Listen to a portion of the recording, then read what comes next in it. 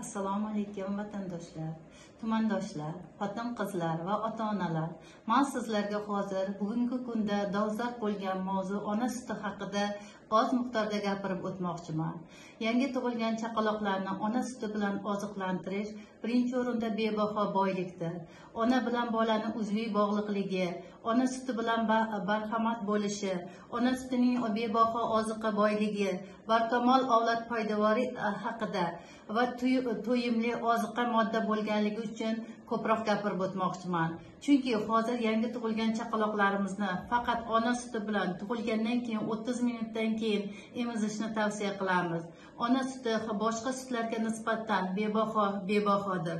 Ona sutining tarkibida uglevodlar, oqsillar, yog'lar va barcha aminokislotalar mavjud. Bu ona suti boshqa sigir sutiga, hayvon sutiga qaraganda oson hazm bo'ladigan, yengil hazm bo'ladigan, mablag' talab qilinmaydigan oziqa mahsuloti hisoblanadi. Shuning uchun hurmatli ota-onalar, yangi tuqqan ayollarimiz, kelinlarimizni faqat ona suti bilan boqishda sizlarning ham yordamlaringiz kerak.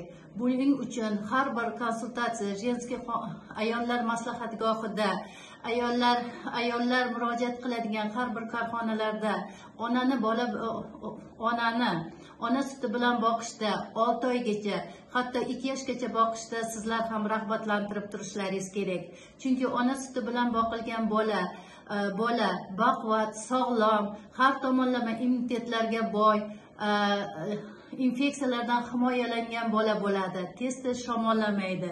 Chunki ona sutining tarkibida biz uchun hamma narsa yetarli deb o'ylaymiz. Ona sutini faqat 6 oygacha, faqat tug'ilgan chaqaloq 6 oygacha hech qanday suyuqliklarsiz berishimiz kerak. 6 oydan keyin boshqa suyuqliklar bilan ona sutini emizishni davom ettirishimiz kerak. Ona suti bilan boqilgan bolalarimiz onalarni har xil kasalliklardan ham saqlaydi. Bevaqt homiladorlik bo'lishini, bachadonni yaxshi qisqarishlarini, har xil onkologik kasalliklarni, har xil infeksion kasalliklarni onadan himoya qiladi. Bolani ham shu tarzda sog'lom, baquvvat, immunitetlarga boy bo'lib o'sishini ta'minlaydi.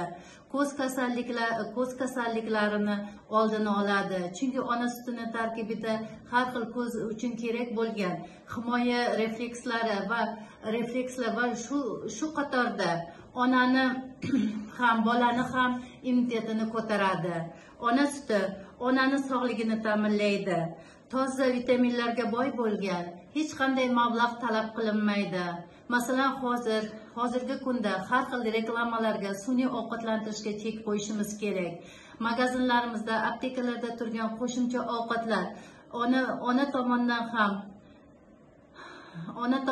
ham qarindosh urug'lari tomonidan ham mablag' talab qilinadi.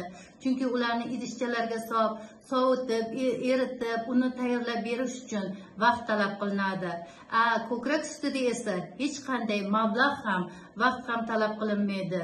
Chunki bolani kecha-yu kunduz emizish tavsiya qilamiz. Shuning uchun bizning Sog'liqni saqlash vazirligi va jahon miqyosidagi UNICEF tomonidan ishlab chiqariladigan har bir qaror va yo'riqnomalarimizda faqat ona suti ta'kidlangan. Ona sutini har tomonlama barkamolligini xalqga, ommaga, yangi tug'ilgan onalarga tushuntirishimiz kerak. Ona suti bilan tug'ilgan bolalar sog'lom va baquvvat bo'lib o'sadi.